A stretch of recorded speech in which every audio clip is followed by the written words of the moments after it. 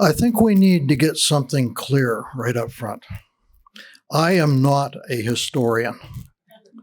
My research for something like this is a mile wide and about half an inch deep. So, Professor Lynch, if you feel the need to run screaming out of the auditorium at some point, I totally understand. In the world of well-intentioned but ultimately futile investments of government dollars, the Transitway Mall is chump change compared to other things that have been thrown around. Yet on a small scale, it tells a story of how changes in the way we live kind of ripple through the world around us. I grew up a block and away from Perry Square and 4 blocks from the Boston store. I came of age when downtown was still in its golden years.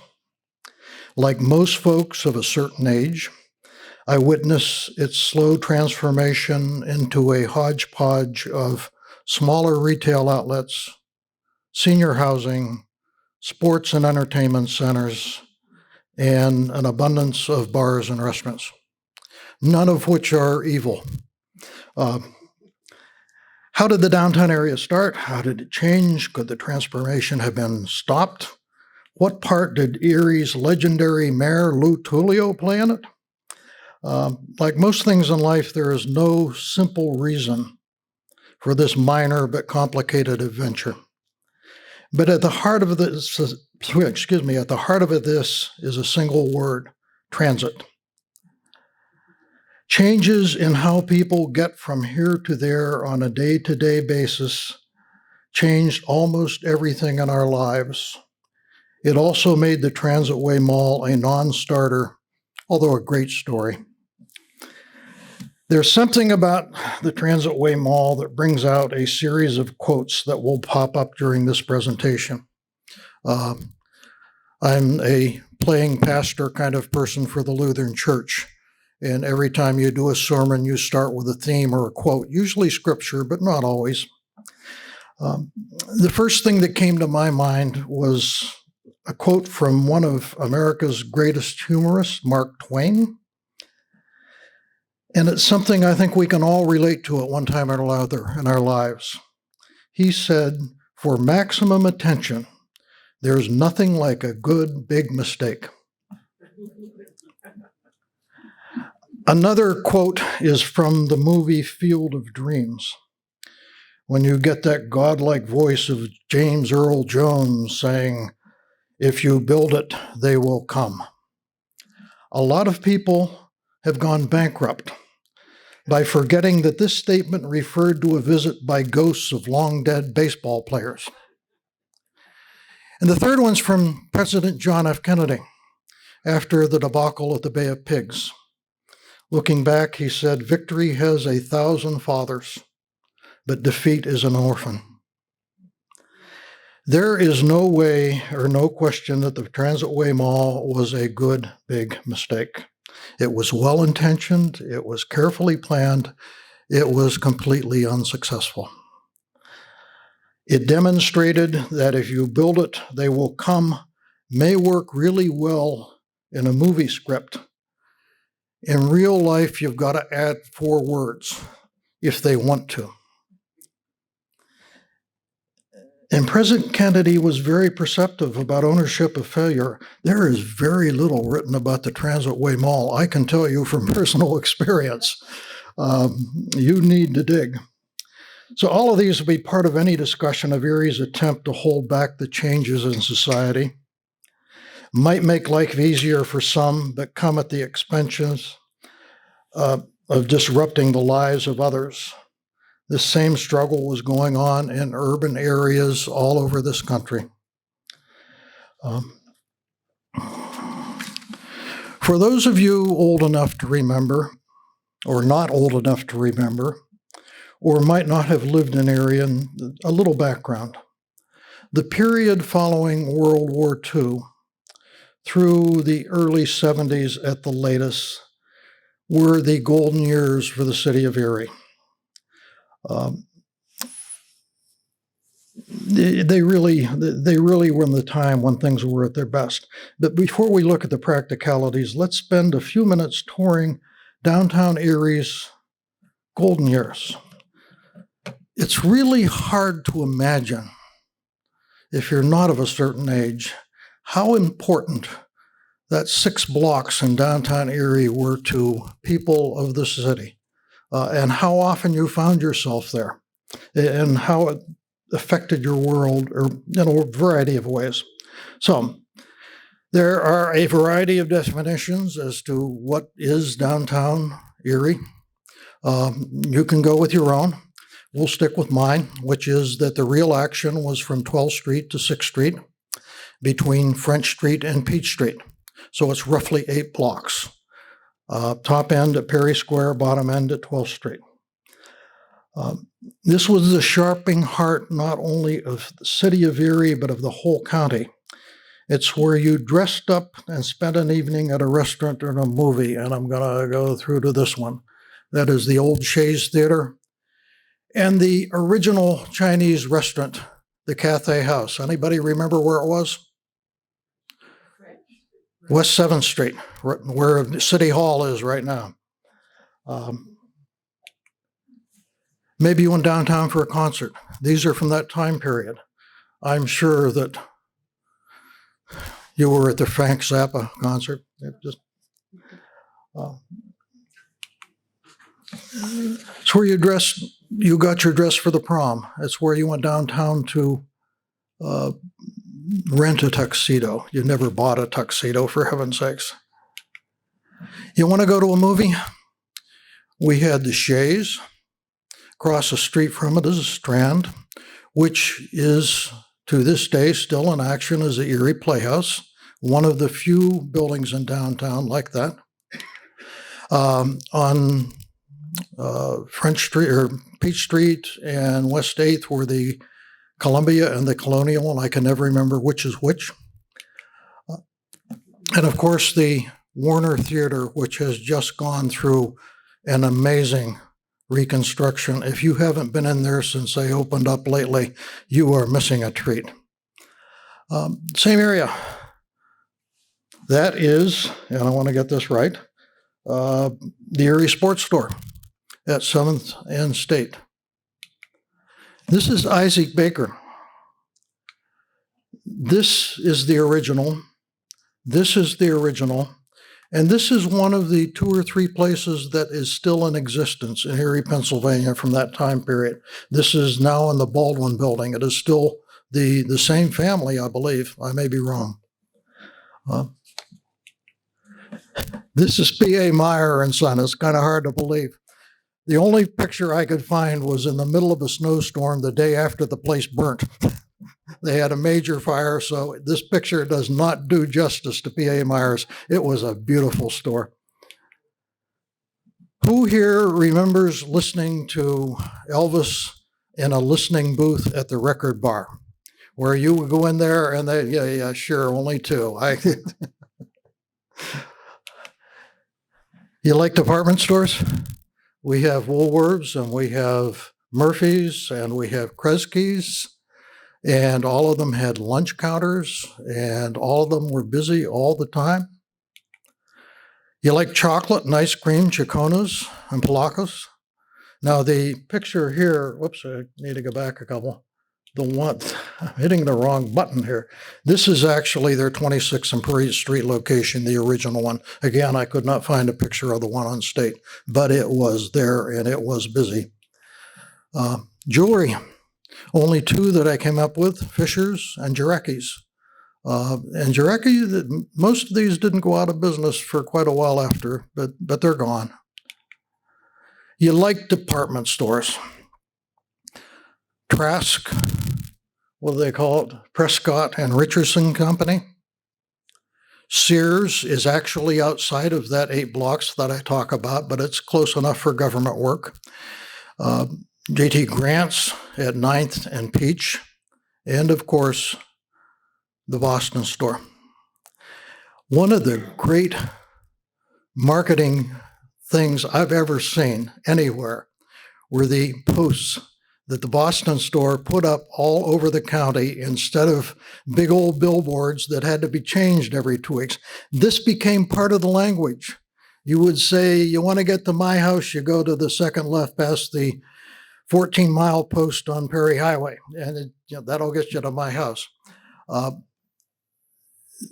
That was, the Boston store is a keystone of downtown in the period we're talking about. It was 6 floors.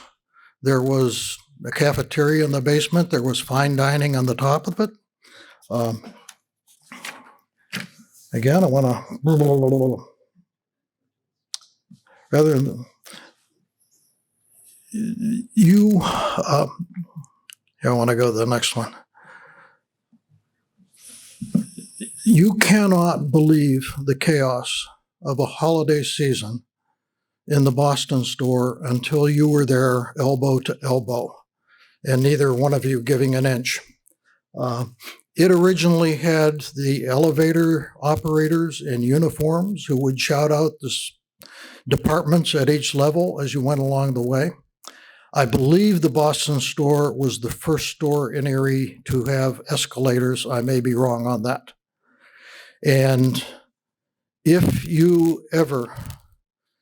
an Erieite and somebody says, I'll meet you under the clock, you know exactly what they're talking about. You will be going to the Boston store main floor and be standing underneath this mammoth clock.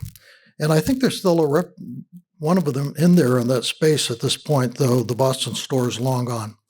And one of the questions you have, and that's kind of finishes the tour of State Street, how do you get that many people into all of these stores virtually every day of the year? I mean, consider just the sheer logistics of doing that.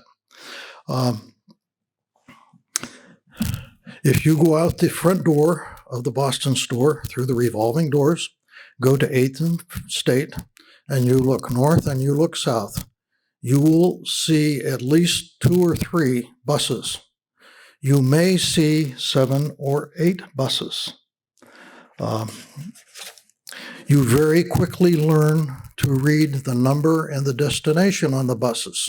Otherwise, you may end up where you don't belong, because every day those buses came from, they brought full loads of passengers from far off exotic places like Wesleyville and Lawrence Park and Harbor Creek and New Jerusalem and Frontier and where else? What I miss? Little Italy, the Frontier Village.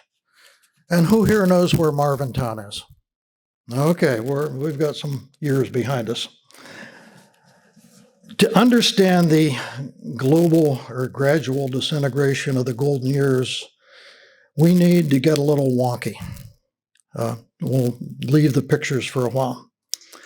We share, and when I say we, this country shares the planet with lots and lots of other countries. And the differences between us are ridiculous. Different skin tones, different climates, different languages, different religions, and above all, the different ways we are governed.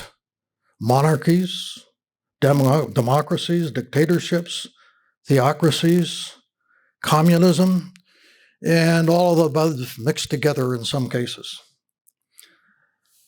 There is one common denominator that has evolved in each and every one of them, almost from the beginning of time. From the beginning of organized countries, it became a quick reality that in order to survive, citizens had to become interdependent. And the only way that could happen is creating some form of currency, something that levels the value of things.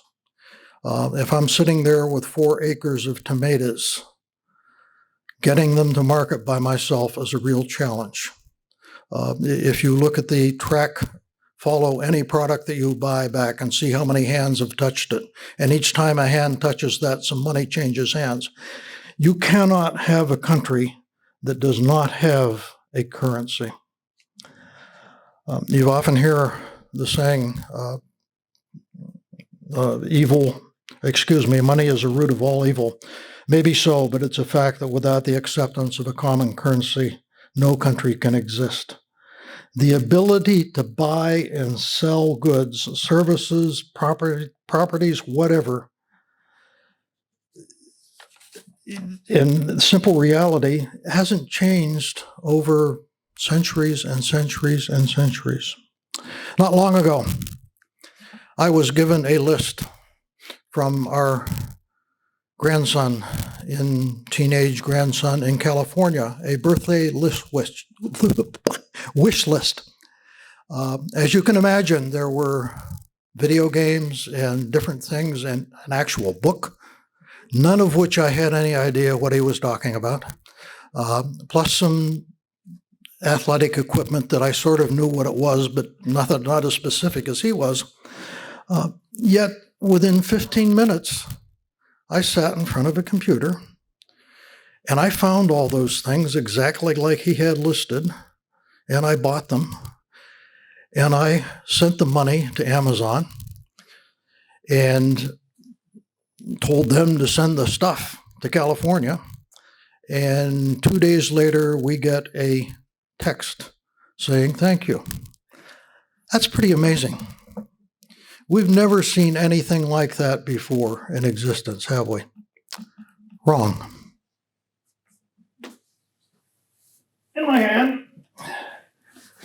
In my hand is a 1902 edition, a replica of the Sears Roebuck catalog. This one is only 1,100 pages long because it's a replica. The original would have been 1,800 pages long, and it was mailed to 600,000 people, I forget what the number is, every year. So I'm sitting on a farm in Nebraska, and it's 1902. It's 121 years ago. And I want to send a gift to my grandson who lives 2 counties away. I get out my catalog. I get an order form. I look up the number. I put it on the order form. I put a check to it,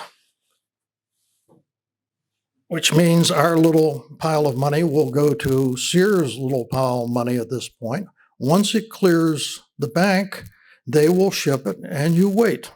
You wait for the Wells Fargo wagon that they sang about in The Music Man. It might be a week. It probably wasn't a week, at least 2 weeks, maybe 3 months. But when you stop and think about it, the only difference between that and the Amazon experience is the time factor. It is the exact same business plan that Sears Roebuck used for 100 years and never dreamed of doing it electronically. So that was for the time when most of our country was non-urban. Gradually, more and more people moved to the city. And as a city developed, instead of having to wait 6 or 8 weeks for that coat that you ordered, you can now walk into Hallie's and buy it and wear it home if the city is big enough to support it. And that's where Erie found itself in 1944. For at least a century, downtown Erie was where most of Erie's disposable income was spent. I'm talking now about the dollars that are left over after you've paid the mortgage and the gas bill and the taxes and all the things that you just can't avoid. The fun money. It found its way to downtown Erie. It was made possible by evolving forms of transportation. That was the transportation downtown. Started with a 1-horse carriage, which would be a 1-horsepower vehicle, if you wanted to get technical. Moved to a trolley.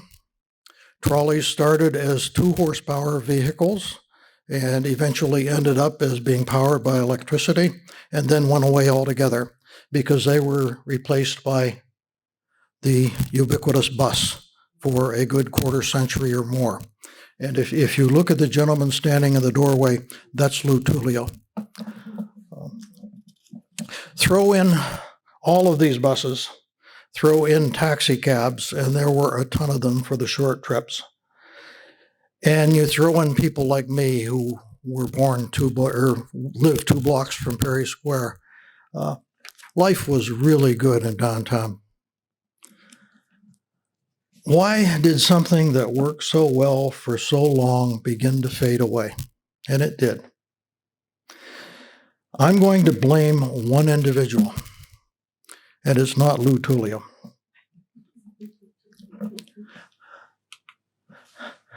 Early automobiles were pretty much a toy for the rich. Henry Ford did not invent the horseless carriage. That honor goes to 2 gentlemen named Benz and Mercedes, and they did all right. But Ford and others came along quickly behind them. Early automobiles were pretty much a plaything. They were rich. Most of the time, they just raced them against other rich people.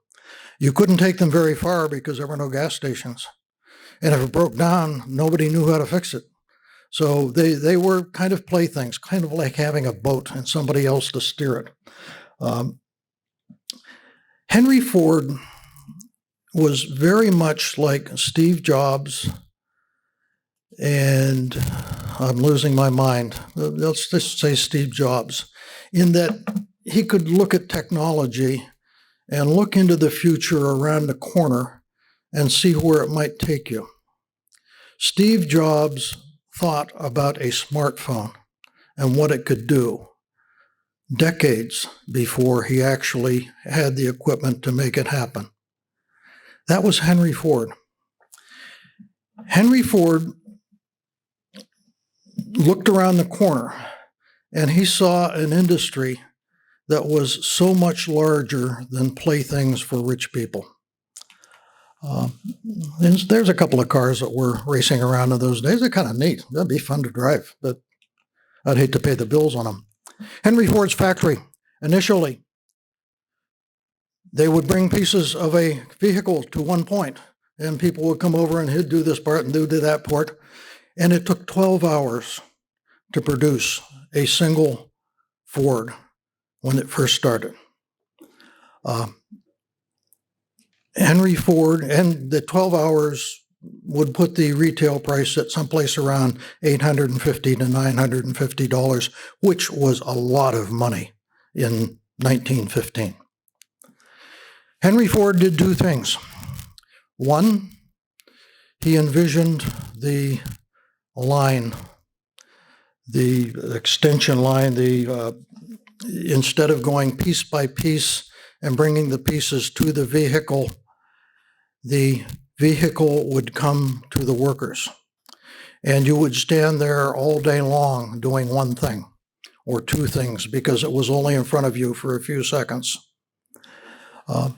This is a type of manufacturing that is still in place today.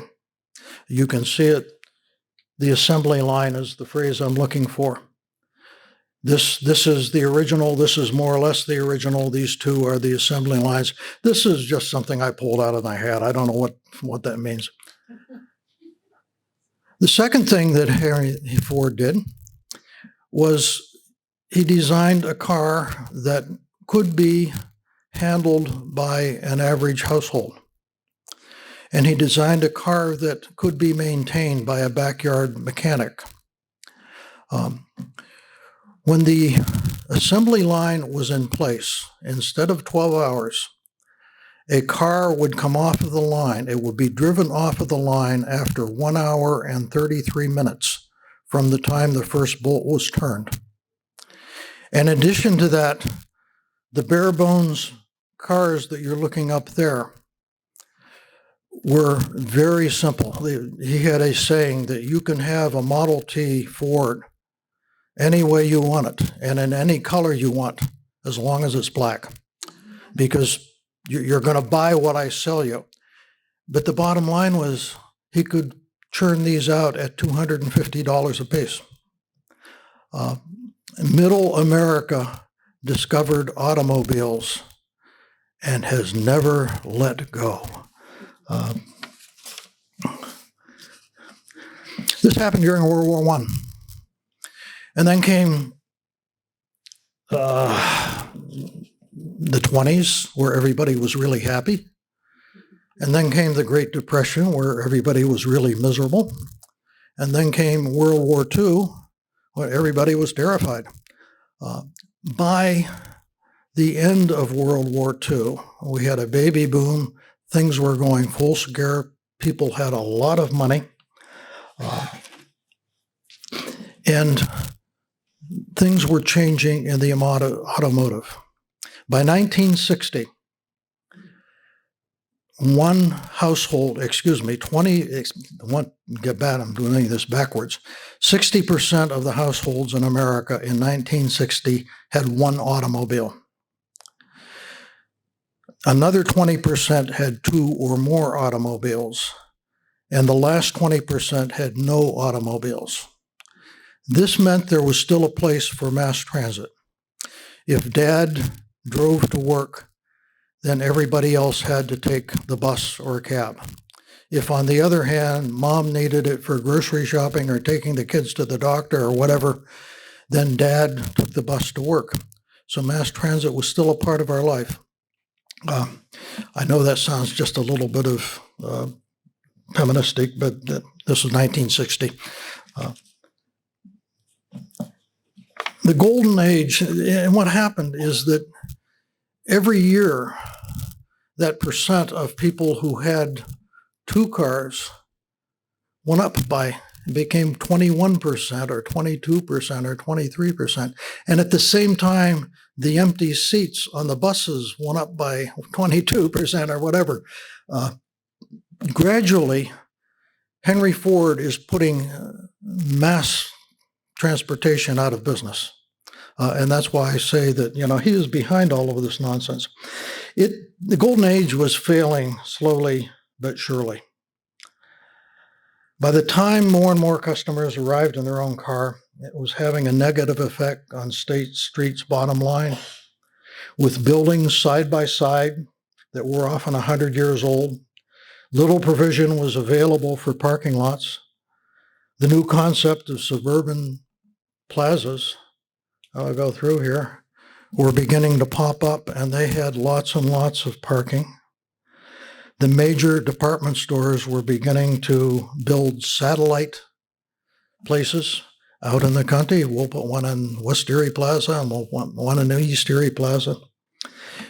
And the golden age in downtown Erie was fading away. Enter Lou Tullio, a legendary figure in Erie politics. As a mayor, he built a power base that will likely never exist again. He built it by sheer determination. He built it by dumb luck. And he built it by circumstances that no longer exist. Lou became mayor in 1965 when Mike Canavino, who had beat him narrowly in the primary, died suddenly a week before the general election. Picked by the Democratic committee, Lou beat Charles Williamson, the Republican incumbent, who was a physics teacher at East, where we graduated. Not having to deal with term limits, he went on to be elected 5 more times. His tenure ended at 23 years, ironically, when his health caught up with him. The bad health put him in the position, and bad health eventually took him out of it. Ironically, he did not come into the mayor's office as a rookie. I'm going to read you a little bit. This is just a paragraph. And it's on. This is a book by Corey Vaillancourt. It is available here through the Jefferson Society. It's a terrific book. This is a real historian. This is somebody who crosses all the T's and dots all the I's and tells you where to find it. But at the same time, the guy can write, which is quite often not an attribute to history books. This is worth having. But he described Lou's coming into the judge or the mayor position of mayor. Lou Tullio, a real Erie guy, counterintuitively, the most powerful patronage-rich position in all of Erie was not a city councilman or a strong mayor. It was the secretary business manager of the Erie School Board. In that capacity, Lou Tullio oversaw nearly 1,000 jobs and had a budget of over $12 million, which was actually larger than the entire city's budget for a given year. So with this background, Lou hit the ground running, and he never really stopped. He combined the skills of an old-time street politician with a knack for getting what seemed like an almost endless funding stream from federal and state governments. He'd ride an elephant up State Street when the circus was in town. Lou ought to be up here. I got to point this guy out. This guy on the end, Lou would show up to promote anything. I worked for Procter & Gamble for 35 years. This is Carl Granada. He was my competition. He worked for Colgate Palmolive for almost as long. He built his life around his family, singing barbershop quartets and poker. Great guy. Lou, like I said, he's a politician. If there was a circus in town, he'd ride an elephant up State Street. Had no problems at all with doing that. He drove a big old Cadillac everywhere. And in it, he had one of the few telephones, actual telephone lines in it, plus all of the communications from police, fire, emergency, whatever.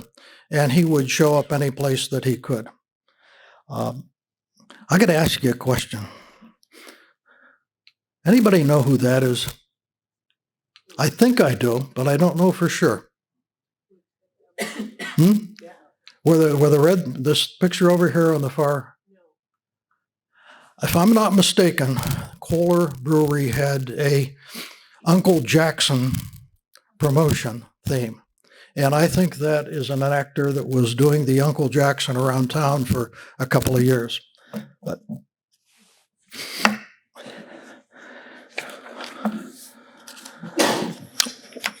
the other thing that I have to mention about Lou was that this was a time when the government opened its purse strings for senior housing. And if he wasn't first in line, he was third or fourth, because there was a point in Erie, Pennsylvania, where we had more senior housing per capita than virtually any place in the country, certainly any city of this size. And you still see it around town. You stop and you look at the number of senior centers that have Lou Tullio's name on it, and particularly in the downtown area. He was not loved by everybody. I mean, he really wasn't. Like any professional politician, he had sharp elbows and no reluctance to use them when the time was right. He had the tenacity of a pit bull when he took on those who opposed his ideas, and he would challenge any of them. I was on a church council with Gene Carnes. Gene Carnes had the misfortune to be the chairman of the Erie County Republican Party during Tullio's tenure. All I had to do was whisper Lou in Gene's ear, and he went straight up in the air and talked for 10 minutes and was not polite. In the 23 years that he was in office, he had his share of wins and losses. And through it all, one thing was clear. Lou Tullio really loved being mayor of Erie. So when State Street began to lose his luster shortly after he came into office, he was not happy. when State Street, it was 1963, the Central Mall was opened south of the tracks at 14th Street, 15th Street, I believe. It was not a large mall. There was a Scott department store. I don't even remember what they were. J.C. Penney, Loblaw and Kroger, 19 other stores. But it had a roof and lots of parking. So it was popular. It did not kill downtown Erie. It really didn't even hurt them that much. But it didn't help. Much more threatening was the planned construction of a major mall in Mill Creek on Upper Peach Street. There's going to move it out of Erie. And now Mayor Tullio understood the loss of downtown business was not only a poor reflection on him, but would be devastating to the tax base in downtown Erie. Lou Tullio never backed away from a challenge and had a knack for finding state and federal funds to support his efforts. He took the preservation of downtown Erie as a personal campaign. Now, this is going on all over the country. I mean, this is happening in all mid-sized cities and a lot of big ones. And cities were reacting to it in lots of different ways, trying to, save the ship from sinking. The one that Lou fell in love with was the establishment of a retail mecca in downtown Erie. And that mecca comes from the book by Mr. Valuemont.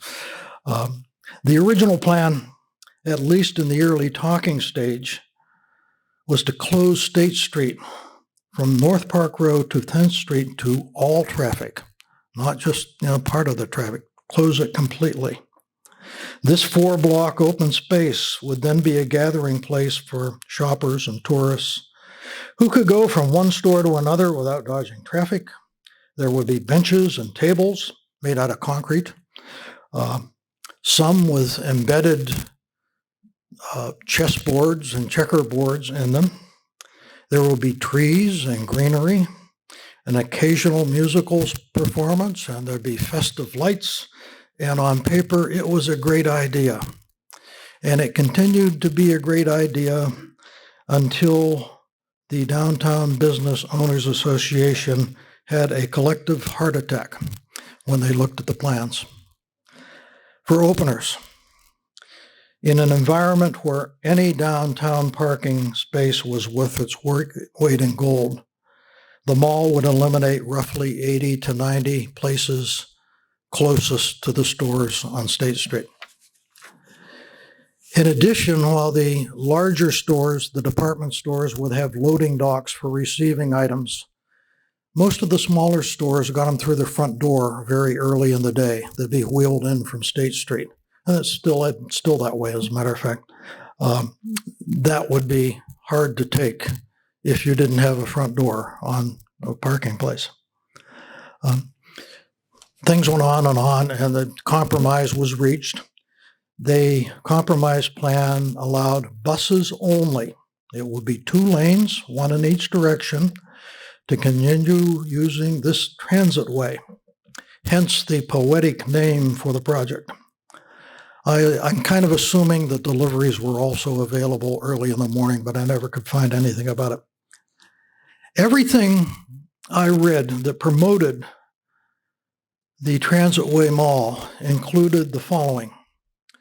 39,400 people lived within 1 mile of downtown. In some cases, they substituted the phrase within walking distance of downtown. I suspect this was true. However, if all 39,400 showed up every day, it still couldn't cause State Street to survive. Erie County at that point was 253,000, of which about 140,000 were within the city. Getting a significant number of that into State Street meant State Street would live or die, and people walking from a mile away in the middle of February probably aren't going to cut it. The real fatal flaw in this plan was its dependence on mass transit. And I'm going to, okay, this is where we want to be.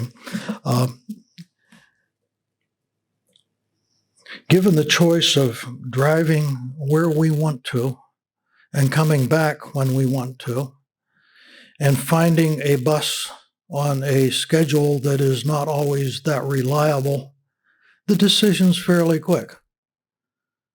But I need a place to park, and that becomes the downfall for it. There were other minor aggravations.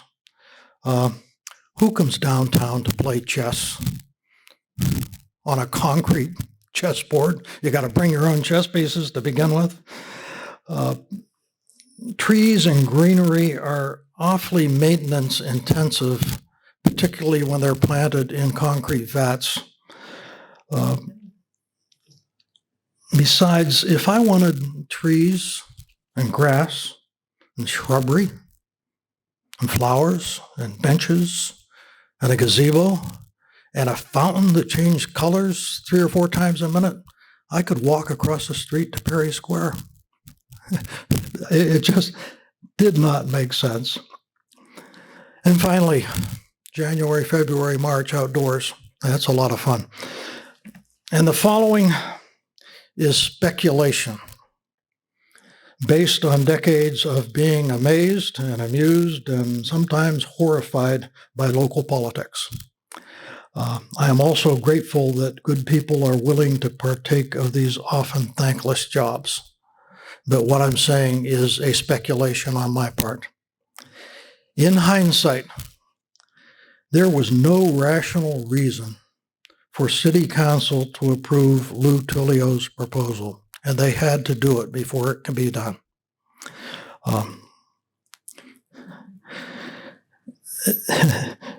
As a matter of fact, most of the people on council felt that they should be mayor, so they had no real reason to give him a win in this thing.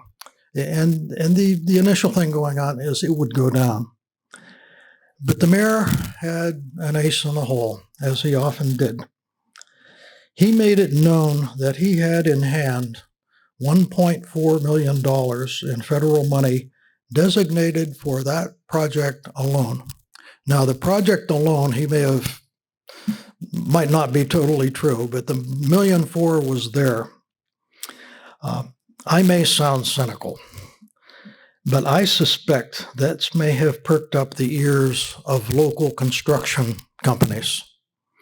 I am absolutely sure it may have picked up the ears of local labor leaders who were looking at federal contracts that pulled, full labor dollars. And I suspect that maybe councilmen received a few phone calls, or maybe a few hundred phone calls, or a couple of thousand phone calls. Politics at its best. At any rate, Lou Tullio, as happens so often, carried the day. And in 1973, the Transitway Mall became a reality. Open ceremonies featured Bill Cosby and the singing group The Arbors. I happen to have a couple of copies of both of them. I'll be willing to auction off. They're a little musty, or maybe that's me. I'm not sure. A few months later, they had the big to-do and the ribbon cutting and the ceremonies, and everybody had a good time and drank a little bit, and it was fun. A few months later, the Mill Creek Mall opened. By that, it opened with 121 stores and 12 kiosks and lots of room for parking and lots of room for expansion. From where we lived, we could see Peach Street in Mill Creek. And we watched mall traffic backed up as far as Gore Road, which is the better part of a mile. And from our point of view, that traffic was headed out of the city into the county. That was the harsh reality of that period. The Transitway Mall was part of Erie for 20 years.